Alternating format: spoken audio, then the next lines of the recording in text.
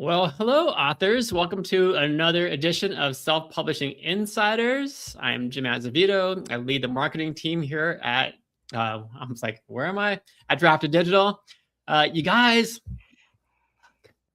we've got Amy Award with us today. Hi. Hi. I'm so glad that you're here. We were chatting backstage. I'm like, Yeah. oh, this is going to be so fun. So Yeah, fun. I'm excited. I love doing these kinds of things. Well, we're happy to have you. We're lucky to have you. Let me just read your bio here really quickly, and then we'll kind of hop into it because we've got a lot to talk about today. Yeah, so much. Yeah. So for those of you who don't know Amy, Amy Award is a curvy girl who has a thing for football players, fuzzy butt pets, and spicy romance novels. She believes that all bodies are beautiful and deserve their own love stories with happy ever afters. That's it. That's the bio. I love it. All right. So for anyone out there who hadn't heard of you before, can you tell us who are Amy and 80 Award? Yeah. And how did you find your way to writing curvy girl romance? Right. So I am both Amy and 80 Award. I have two pen names that both publish. Welcome Uno the Buno to the call. Nice. Meow. Don't wake up Zaya the Destroyer. He's like, who are you talking to? Why aren't you talking to me? Okay. So I'm both Amy and 80 Award. I have two pen names. One writes paranormal romance. And I have been doing that for about 1,000 years. My first 80 Award book came out in 2014. And then more recently, in 2023, I launched a new pen name that writes contemporary sports romance. And that has really taken off, really launched, made a lot of changes to my career. But I have always, since the beginning, written what I call curvy girl romance, which is romance with plus size heroines in it. And I started doing that in 2014 because, I mean, I was writing before that, but I started publishing in 2014 because I just didn't see very many books out there with heroines who looked like me, that were getting happy ever afters. Curvy girls, or whatever you want to call them. It's whatever is comfortable for you as a curvy girl. Curvy girls, plus size heroines, fat characters, whatever they were usually either the villain or the funny sidekick or something like that. And every once in a while there'll be one where it'll be a plus size heroine. But when I was writing them, usually they had to lose weight to get their happy ever after. Oh, really? Yeah, so many like that. And there were a few authors who were writing a few that, like, it would be like a one-off in a series where there was one plus size heroine in a romance series. And I decided I wanted all of my heroines to be plus size because there are a lot of other women out there who are plus size. There's a lot of men too, and there's a few plus size men romances coming out these days. But I decided I wanted all of them because I wanted other women who felt like me, who felt like we were never represented in the media, positively getting happy ever afters, to know that we get hot guys too. Like, my current tagline is thick thighs and yummy guys. And so that's why I started doing it. And I started doing it in paranormal romance because I love paranormal romance, dragons and werewolves. But I've been trying to write a sports romance since day one. My book under the bed that shall never see the light of day, because it was like the first book that I learned how to write on. That was a curvy girl romance with a football player. And so my new pen name, which I still publish in both, but the new pen name does more publishing than 80 does. Amy publishes more. It's so funny to talk about yourself in the third person, but Amy publishes more than 80 does. And it's all sports romance. Right now it's all football players. And I launched my Cocky Kingman series in 2023 and finally got to write my football player romance. So tell me, when you published your first book, like, what did you expect that reader relationship to look like? And did it differ from like in 2014, reality, like what actually happened? Yeah. So my very first romance that I published was a curvy girl erotic romance. Because again, I didn't see fat bodies represented in a sexual sense at all, which that's what so much of romance is. Not all of romance, but a lot of romance. And especially then, that was sort of like the highlight time of 50 Shades of Grey. And so I used to say my very first book ever published, very first romance ever published was called it still is called Curvy Temptation. Okay. And the tagline that I used for that back then was, it's 50 Shades of Grey if she gained 50 pounds. And I didn't know then, because you don't know when you very first start out what the reader relationship is going to be like at all. But in my mind, I was writing that book for me, but I was also writing it for women like me. And so even then, I was definitely thinking about who my reader was. Yeah. And of course, I don't think you always know until the book gets out there who your reader really is, because sometimes you attract readers that you didn't even know that that's where you're going to look. But for the most part, I mostly knew who I was writing for. I was writing for women who looked like me, who wanted to be able to see themselves represented positively in a romance novel, and even with some sexy times, because that's not what we get to see very often. And so I think even from the get-go, I wanted to be able to have a relationship, even if it was just through the pages. Even if I never met a reader, I wanted to have a relationship with my readers by writing a book for them. It was also for me, but it was also for them. Excellent. Okay. And I didn't really set up the topic when we first began the conversation, but if you're just tuning in now, we're talking about building community. Yeah. Building community with your readers, building community with your fans. And as we were talking backstage, it's so important. Yeah. It's beyond important. And I think it's a key advantage that indie authors have, creating that direct author to reader relationship. Yeah, I do too. I think, I mean, traditionally published authors absolutely can do it too. And a lot of them do. But I do think it's easier as an indie author, because I think you can do things with your books that is harder to do when you're traditionally published. I mean, one of the things that I have done for a long time, I didn't do it from the very beginning because I didn't know about it at the very beginning, because you got to do the new things that when you got to jump in. Yeah. Right. But one of the things that I've done for a very long time is bonus epilogues. So your reader gets to the end of the book and they're like, I loved it, I want more. Well, I'm not going to write a whole nother book about the same two characters. They got their happy ever after, but I can do bonus epilogues.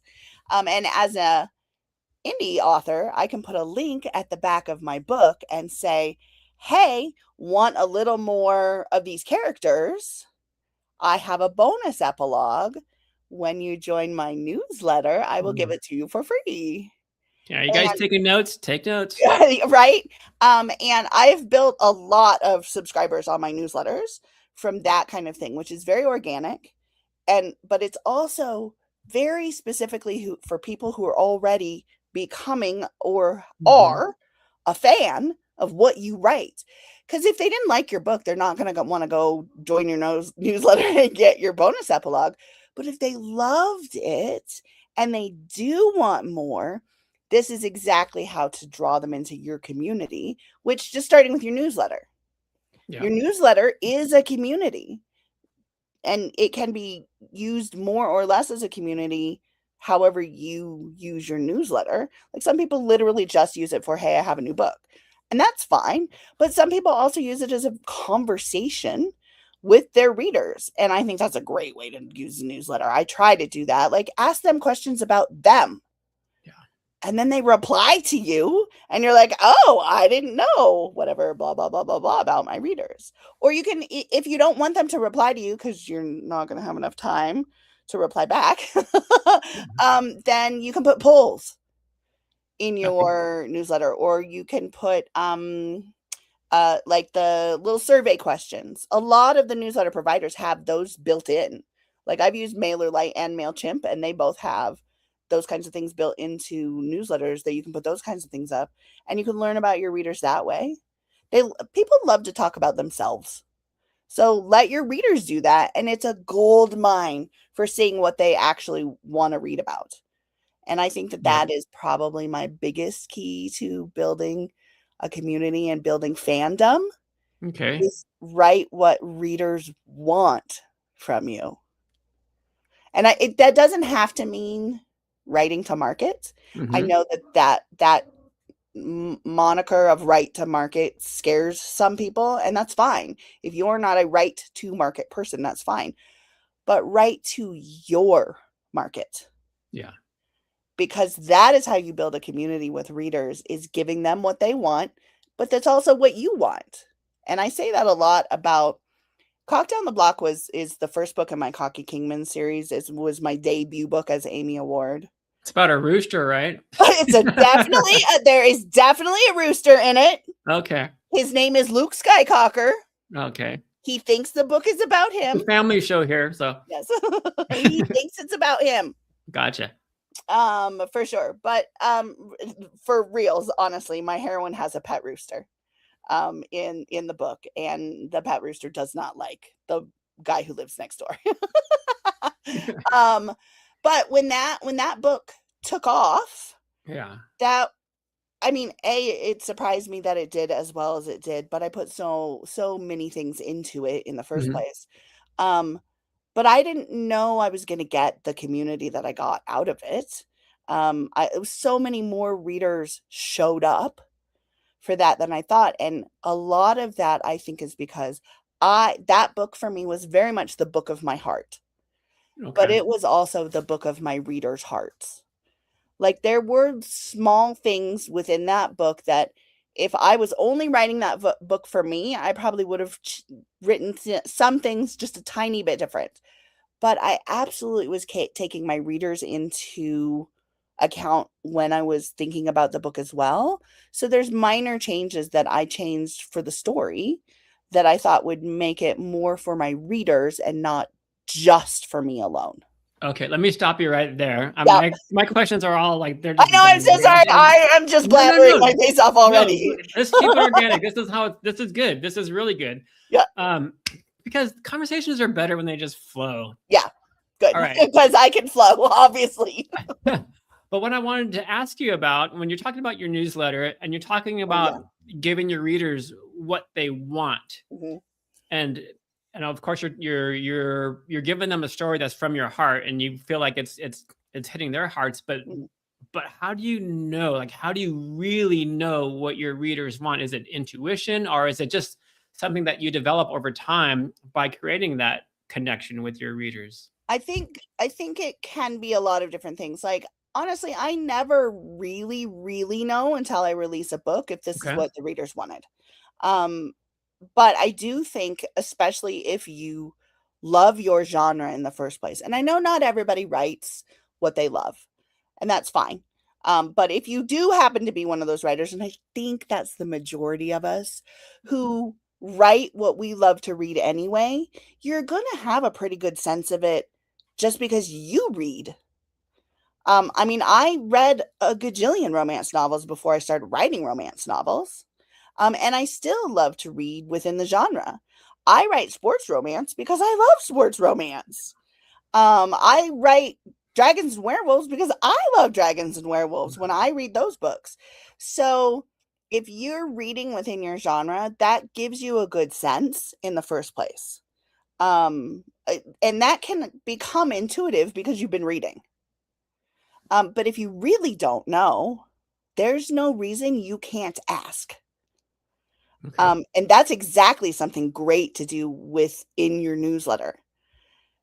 Do a poll that says, what's your favorite kind of hero for a book? And so I'll use like an 80 award poll that I have absolutely done before. Your number one hero in a book. Is it a dragon shifter? Is it a wolf shifter? Is it a vampire? Is it a fae king? Just like give them some choices. Your poll results will help tell you. If you don't have enough readers on your newsletter, ask in your Facebook group. if you have a Facebook, wherever your social media is, ask there. People love to talk about what they love, so you will get replies. Perfect. I'm just going to bring up a quick comment here from Beth, and you just answered her question, I think. Great. Yes. And Beth, thank you for this question, Beth. Yeah, Beth asks, now, how do I find what my readers want when I have so few readers? Do I write what I want and see what comes of it? I think yes, Beth. I think you write what you want, especially if you're reading within your genre, because you can see the things that you loved in other people's books.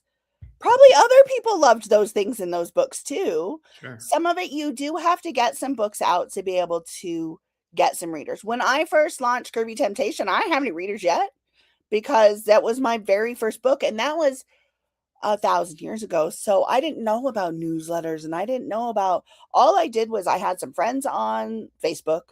I wrote a book that I absolutely would want to read myself. And I put it out there and people responded to that. And so if you put a book out and people don't respond to that, go back and look at what is popular in your genre and try again. Okay. And then ask. And then ask. Just ask. There's nothing wrong with asking. There's no rules against asking, right? There's no rules against asking. It doesn't make you look less professional. Yeah, I think that sometimes people think that authors shouldn't be asking readers because we're already supposed to know. We don't know. We're not in your brain. Tell us. I sat down with some readers one time that honestly were just friends because we all read in the same genre. This was actually at a romance writers meeting that was like a local thing. And the other girls in my group that also read paranormal romance, we sat down and made a list of what are your favorite things in paranormal romances. And then I kind of used that as a checklist for years. I mean, the examples for, and I'll give a small example because this will hit some of the audience, but like with paranormal romance, we loved when the hero growled the word mine. We love that. And it's in so many romance novels because we love that. But also it's in there because readers love that. So I would say if you're very first starting off, think about the things that you do love and do write the book that you want to write and see what people respond to. Okay. And to remind the audience, you guys, don't be shy. Ask your questions. We're here talking about building reader communities. Yeah. So I have a question. Okay, I'm ready. And that is, I want to know, was there like a specific moment, Amy, whether it was like a message, a book review, an event, or a specific number that you hit when you just realized that building genuine community with your readers wasn't just nice to have, but it was something that can just like fundamentally be a game changer in your career? You're like, oh, this is the thing. I feel like there's probably been several moments of that. Okay. I would say one of them was when I decided to start a Patreon. Oh, so I think Patreon is a really nice place for readers to build communities because the kind of people who join Patreons are fans of what you do, or they want to be fans of what you do. Describe what Patreon is for those who may not know exactly what it is. Patreon is a platform where, and they've used the idea of in the days of yore when artists had patrons, which meant they paid for this person to be able to do their art. And so Patreon is the same idea, but for the modern age, it's a digital platform, kind of like a Facebook, but not, where you can put out whatever your art is. In our case, books is art. Whenever and they give you money every month to create your art and share it with them.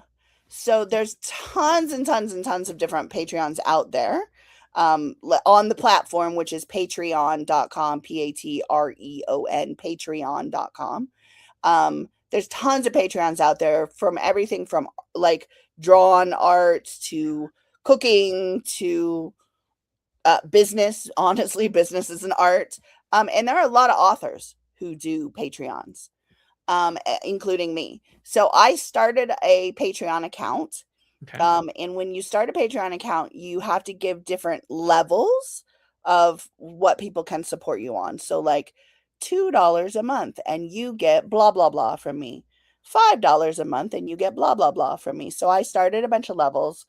And I picked what I felt at the time was a super high level, which was $50 a month. I'm like, who's going to give me $50 a month? That's hilarious.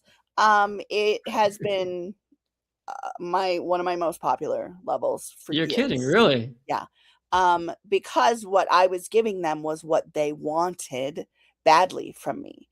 At my $50 level, they got all of my new releases in a paperback, signed, with some fun stuff that went with it. So, like a dragon book, I sent them a little box that had my book in it. So think of like a PR box. It had a signed book in it, and it was personalized to them. So, dear Linda, blah blah blah, love 80 award. Signed in the book, and then I sent them a little teeny tiny stuffed animal dragon squishy, and some stickers, and I think I sent like a dragon pen, and just like things that went with the book. And I would do that every time I had a new release, and they were and are pee their pants excited to get that. And when I put that level up there, it was like, nobody wants to give me $50. That's ridiculous. They could just go buy the book. But it was because it was a community, because it was fandom.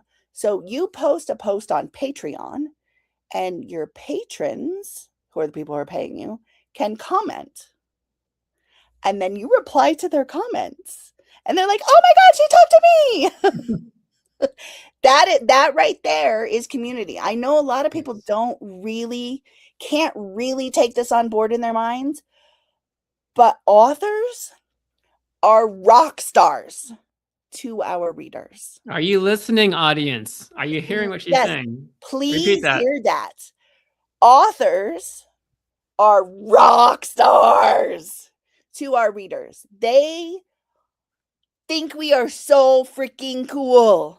You guys are cool, but keep going. Because we create these worlds that they can escape to out of our little brains. It's like magic. We can turn coffee into a whole world. Yeah. And that is freaking cool. So being able to give a piece of you, even if it's just the book signed to them personally, makes readers feel so special. And that is the very basics of building a community with your readers. Make them feel special. I love it. Okay, I'm going to bring up another quick comment here. Comment / question. I think it's a perfect time for it. This is from Lay the Bell VT, and I appreciate this so much that you asked this. She asks, what do you think is the line between having readers and having a community? How do you turn your readers into a community that you can connect with? Mm-hmm. So having readers is you put a book out in the world and somebody read it, or at least bought it. Sometimes we don't know if they actually read it until they comment somewhere, whether it be a review or in Facebook or whatever. But I think the difference between having a community is when you can actually reply to whoever they are, where you can actually have a conversation. And yes, it can be face-to-face. Sure, I love an event because I actually love to meet my readers. But clearly also I'm an extrovert and not everybody is. So I'm not saying you have to have like a face-to-face conversation, but something like a Patreon gives you a chance to have a conversation because they can comment and you can reply to their comments.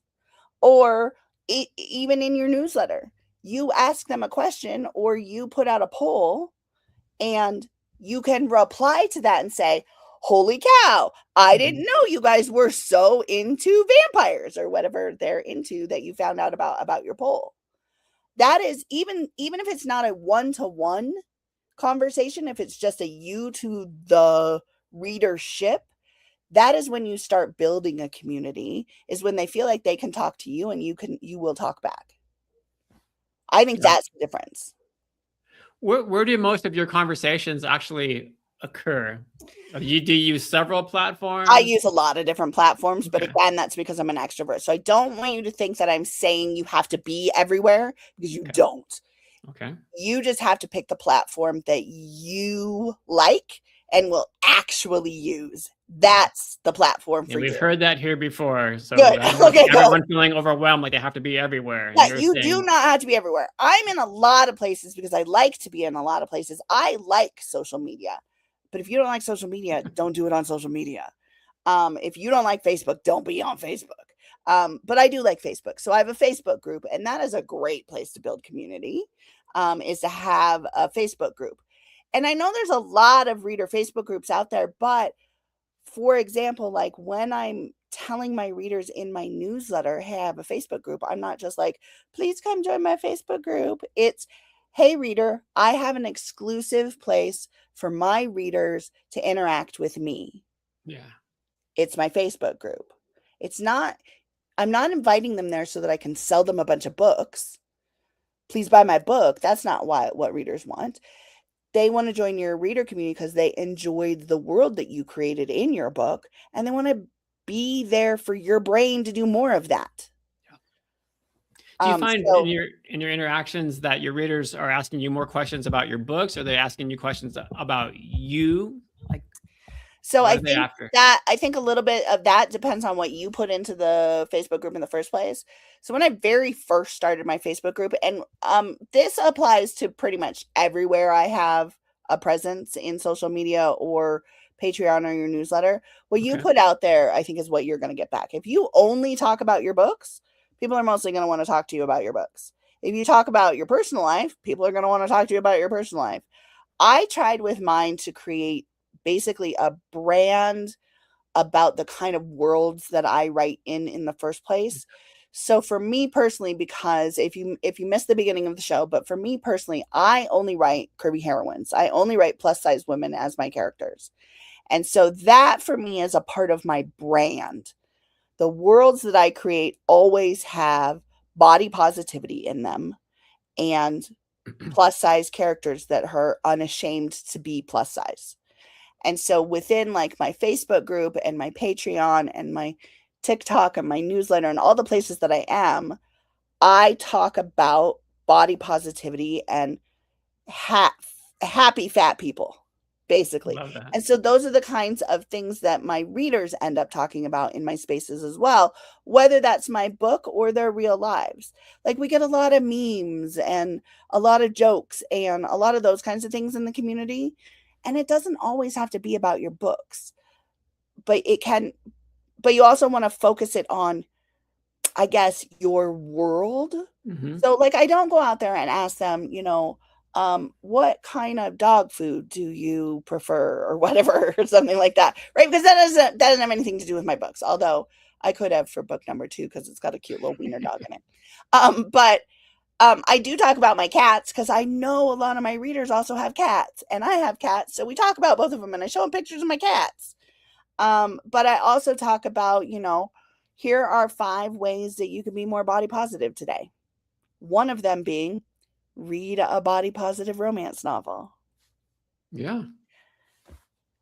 Do you, when you're on these sites, like, are you targeting like influencers? Do you do any marketing around influencers? And do you work with your fan base? Like if you have a new book coming up, do you work with your fan base to help you promote that new title? Yeah, for sure, Tease. Okay, So how do you do that? I do work with influencers, but mostly through my PR company that helps me find influencers. And like we send out PR packages and do those kinds of things. I don't think that's necessary for everybody to do. But here's the thing about influencers. At one point, especially in the bookish world, at one point they were just a book talker, or they were just a bookstagrammer. They were just a reader at some point. You never know who is in your community already who's going to become an influencer someday because their account grows or they want that to grow. So I treat all of my readers as if they could be influencers someday if they wanted to be. Mm-hmm. If you want an arc, here's an arc. If you want to buy a book from my website, I'm going to personalize it to you or whatever, right? Yeah. Anybody could be an influencer someday. So while I do some marketing for influencers, that's not the majority of what I do. I very much have become to rely on my community to help me spread the word about a new book specifically. Because super fans are the people who are already excited about your books. They want to tell other people, although sometimes they don't know that they want to tell other people about your books. But people like to talk about what they like. I've said that before. People love to talk about what they love. If they love your books, they probably want to talk to somebody about it. So an easy way to help them do that is give them some assets. Like, here's a picture you can share on your Facebook that says, my favorite author has a new release, or I'm currently reading. I've definitely done little graphics where it's like just the cover of my book, and I just make them in free Canva. Here's a cover of my book, and it says now reading or currently reading or something like that, and they can post that on their socials. How do you approach them in the first place? Do you just I literally say, again, readers feel like we're rock stars. So many readers, especially fans, want to help you spread the word about a book. So I literally ask. I don't know why people think we can't ask our readers for things. We can. They are excited to help us. Not everybody. But those people aren't going to tell other people about books that they like anyway. But the people who are excited are absolutely going to share for you. All you have to do is ask. Maybe they don't know that you want them to share about it. Put a graphic out in wherever and say, hey, super duper fans of my books, I love you so much. Could you please share this on your social media? If you don't use social media, I put this in my newsletter a lot because there are some people who absolutely are not on Facebook, and I get it. But I say, if you aren't on social media, will you tell somebody else that you think would like my books? Like, if you know other readers of this genre and you think they would like this book, will you tell somebody about my book? Because I want more people to be able to read this, and for whatever your reasons are that you want people to read it. The answer might be that you want to make more money. Same, me too. I need to pay my rent and feed my cat, and I do that by selling books, right? But also for me, and probably for you, if you dig into your heart a little bit, there's a reason why you write the kind of books that you write. I very much have a mission, which, if you missed the beginning of the show, my mission is very much to let other curvy girls like me know that they can be loved and find happy ever afters too. That is a mission for me. But it took me years to dig into my heart to realize that is why I'm writing my books. Yeah, that's what lights you up. Yeah, that's what lights me up. I think if you can dig into your why, that is also a reason to ask people to share, because that might be important to them too. So I will often say, for me personally, because it's my brand, will you help me find more curvy girls who need to read books like these? Love it. And they absolutely, giving your mission to them as well, if it's important to them too, even if they didn't know it was important yet. Just to ask your readers for help. They love to help. I want to underscore that. You just said your readers love to help. They want to help you. They do. Like you're a rock star. Yes. Can you imagine if your favorite rock star sent you a message that says, hey, will you tell people about my new song? You're like, yeah, I will. Right. Okay, but I don't want to let this go, because what happens when you ask them to help you promote a new book and then that book takes off? Oh, super. That's what happens. Yay. That's what happens.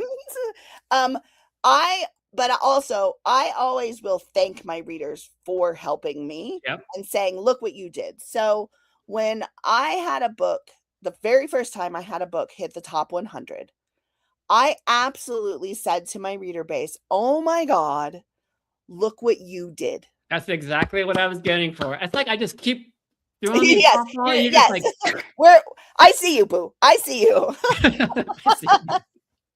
I absolutely. It's a shared celebration. Look what everybody wins. Yeah. Look what you did. I mean, sure, I put a lot of work into it. I wrote a book of my heart that was also a book of their hearts. Sure, I probably paid for some advertising. I probably did some PR, but lots of authors do that and their books don't take off. But if readers love your book, the absolute best thing is word of mouth advertising. And think about it in your own life. Are you going to trust an ad versus someone who says to you, "Oh my God, I read this book and I loved it so much. You should read it too." I'm much more likely to pick up that book than I am just seeing an ad. Yep. I can put out an ad, but I can't necessarily say to someone else, "Hey," well, I can. I have absolutely asked my readers, "If you loved this book, will you tell more people about that you think need to read this book about this book?" Do you incentivize your readers to help you promote books? No. Okay. I mean, no. I'm honestly thinking about that. I don't know how I would. Yeah. I mean, they I just want to do it. just ask. Yeah. Okay. And if they're excited, they want to anyway. So I think the incentive is you get to talk about my books. I mean, this is such a key point because I think I've told this story before, and I don't want to bore our viewers with it, but back in my rock band days, I remember our singer saying, "Hey, we need to get our street team involved to help us promote this show that we've got going on." And I was like, "No, it's our band, it's our show. I don't want to ask them to work for us. This is our thing." And he's like, "Dude, no. Like, they want to help us. They really want to help us." And they did. I mean, we all got together and we all like made flyers and like painted the town with flyers. But then when the show went off, it was like everybody's success. It wasn't just the band's success. It was everybody's success. And as Ghost Cran says here, like, there are studies that asking to help makes people feel closer to you. And I felt we felt that. It sounds like you're feeling that too. Yeah, I do think that, I mean, studies show, but also I can feel that in real life. So anecdotally, I also, when you ask people for help, they do feel closer to you. I mean, I am often very vulnerable with my readers and say, "You guys, I really need help with this. I can't do this by myself."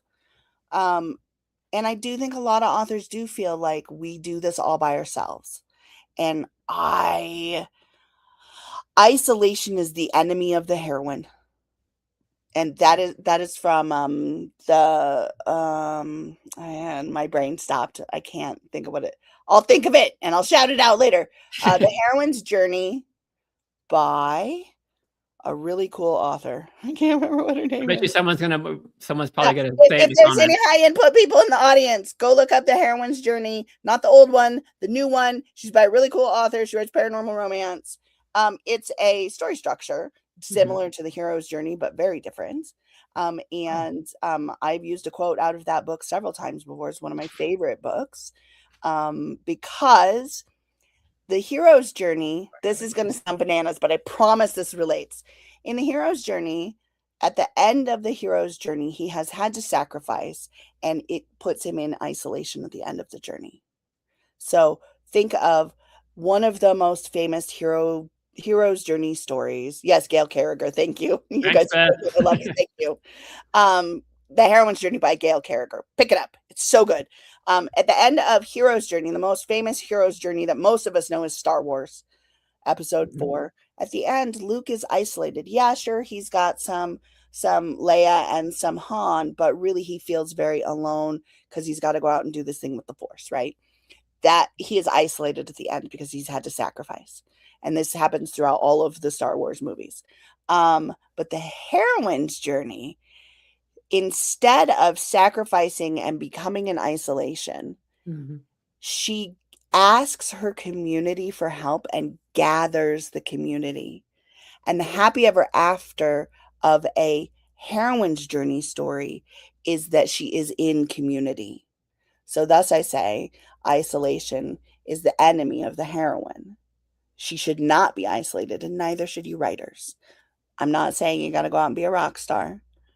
I understand that so many people are introverts, but that doesn't mean you can't also have community. And asking your community for help is a great way to have community. Yep. And as Jimmy Kepler says, what a great reminder. Readers love to help. They love to help. Don't fear asking them. You're not asking them to help you make money.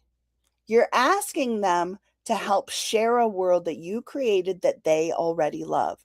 And I'm going to say it one more time in case anybody missed it. People love to talk about what they love. If they love your book, it is not a chore. It is not an obligation. It's them getting to talk about what they love, but make it easy for them. Give them graphics, give them things to say, tell them how. One of the greatest ways for readers to help us is just leave a review. Yeah. But I don't just say, can you leave a review? I give them tips on how to write a review. Because there's a lot of people who are like, well, but what do I say? Oh, you don't know what to say? I can tell you what to say.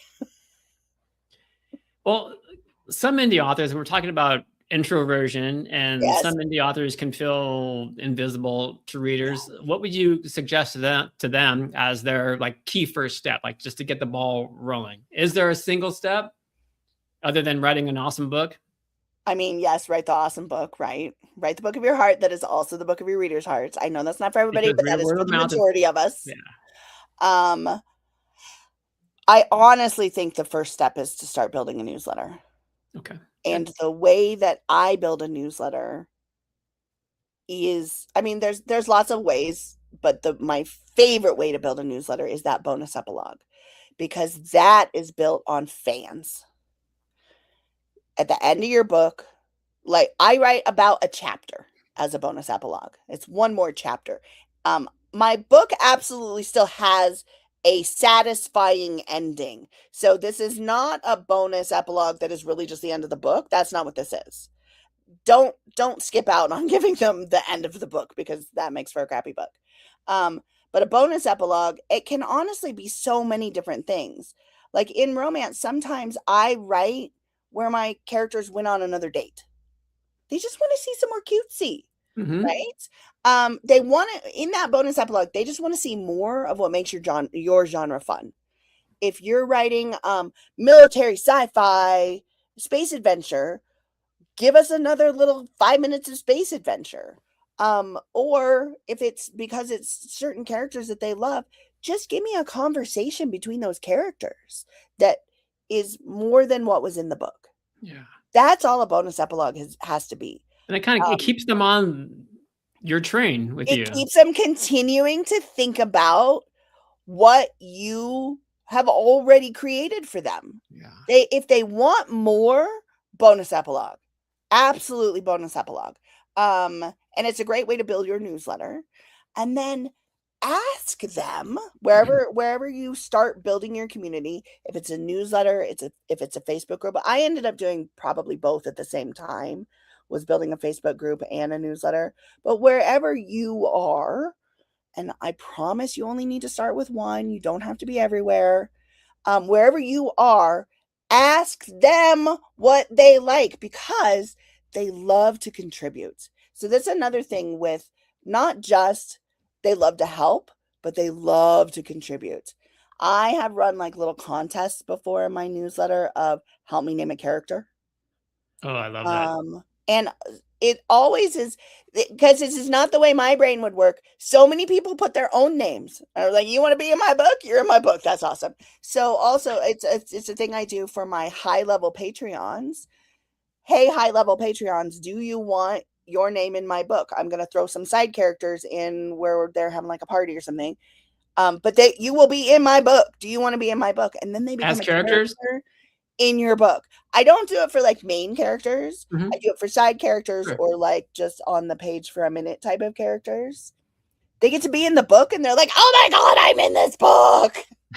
Do you include some of your readers' names in the acknowledgement section sometimes? I do. So Patreon specifically, that is part of one of my tiers on Patreon, is at a certain level, you will be acknowledged in my acknowledgements at the end of the book. So I always have a section, and if you pick up any of my books, you can just go see in the back that it says, and thanks so much to my blah, blah, blah Patreons, because I have 2 different tiers that get to be acknowledged in the book. Okay. So newsletter is a great place to start. What's a mistake that you see maybe some newer authors doing as far as getting started? Is there like, I don't know, when they're trying to connect with fans that actually might push their readers away? Yeah. Is it maybe only trying to sell too much? I mean, I do think just saying buy my book Yeah. is not the right way to create a community. You can talk about your books all the time if you want to, because honestly, that's why people are coming to you in the first place. But that doesn't mean buy my book. Like, you can get on wherever you want to meet your readers, whatever community you decide, Facebook or a newsletter or Patreon or something like that. You can get there and you can absolutely talk about your book, but talk about your characters or talk about the plot that you're working on, or ask them, hey, should I make this cat a black cat or an orange cat? Whatever. Ask them things about your story. That's not selling your book by saying, buy my book. That's getting people interested. I love what Kate Tilton is saying here. Yeah. Talking about and selling are different. I'm not showing up and saying, please buy this for $5. I'm saying, hey, isn't this a fun and interesting thing? I hope you want to buy it for me. Absolutely.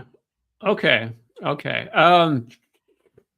Do you think anything about fan connection is going to change, like in the next 5 years? Maybe I should say 1 year, because our industry is just like this right now. Our industry does change really, really, really, really, really, really fast, especially since the advent of modern self-publishing. There's always been self-publishing, y'all.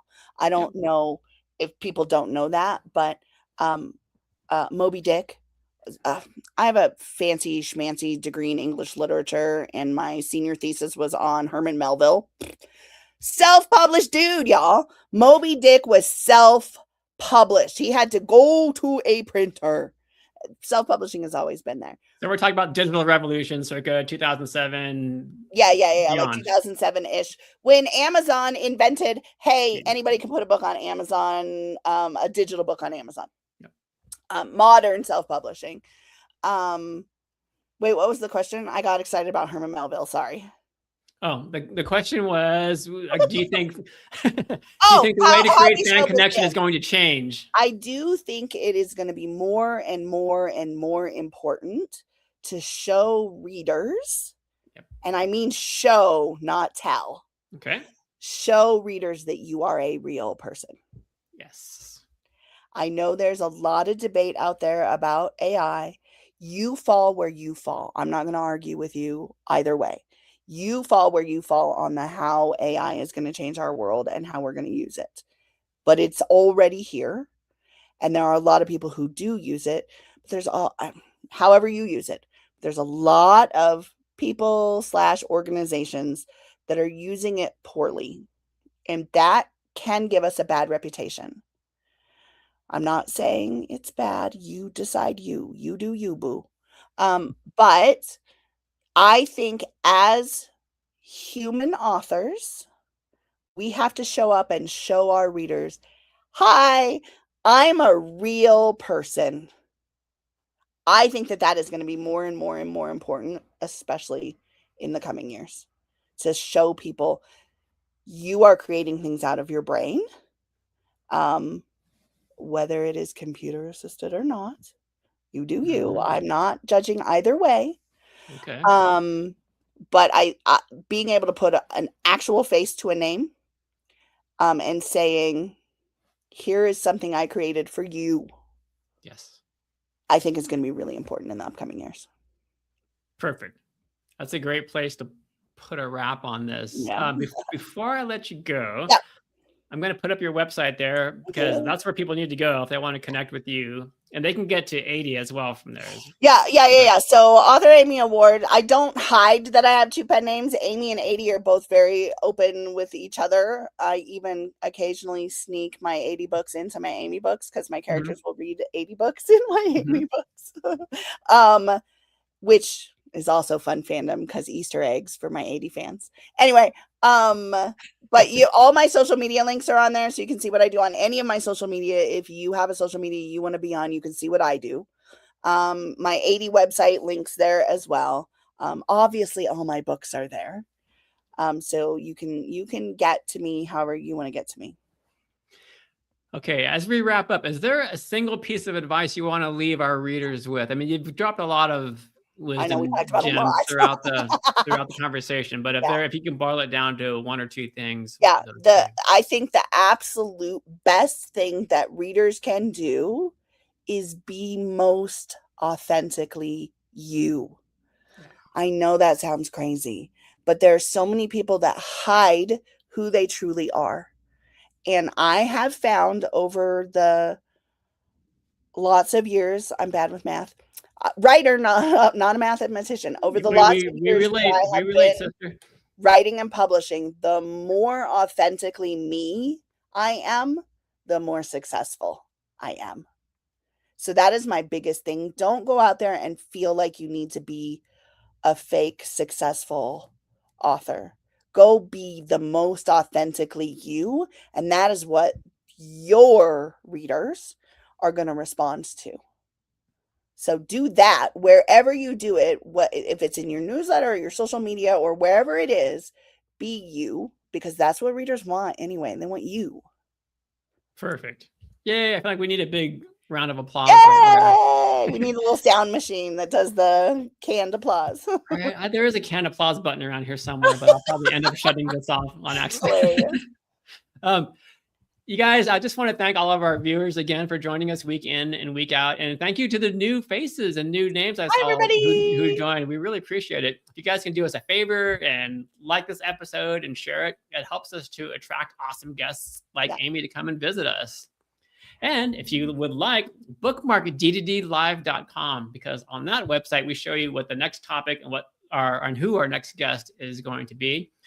And finally, if anybody out there is sort of investigating self-publishing for the very first time, go check out draft2digital.com and sign up for an account and then publish your own books and grow your own reader community out there. Very useful resource, Draft2Digital. Love it. I've been a Draft2Digital person like since the beginning. Well, we so appreciate you and all of our authors so much, because if it wasn't for you, we wouldn't be here. Right. And so but you guys make our lives so much easier by having resources for us. Well, we try to. And the guys, our developers, our engineers are back there trying to invent new things to make it easier and faster and better. Our customer support team, I swear, hats off to them. I mean, they work their tails off. Yeah. I think that helps set us apart too. And I'm not just saying that because Draft2Digital asked me to be on the show. I really do use Draft2Digital, and they really are a useful resource. So for realsies. Well, Amy, thank you so much for your time. It was very fun. So appreciate you being here and being a Draft2Digital author. Do you have an extra second? Can you hang out in the green room, maybe grab a snack and a drink? And then I'm going to play a quick commercial about DDD print for our paperback books. But to everybody, you guys, thank you so much for joining. And we hope to see you here again next week at the same time. Bye. Thanks so much. Bye. Ebooks are great, but there's just something about having your words in print. Something you can hold in your hands, put on a shelf, sign for a reader. That's why we created DDD Print, a print-on-demand service that was built for you. We have free, beautiful templates to give your book a pro look, and we can even convert your ebook cover into a full wraparound cover for print. So many options for you and your books. And you can get started right now at draft2digital.com.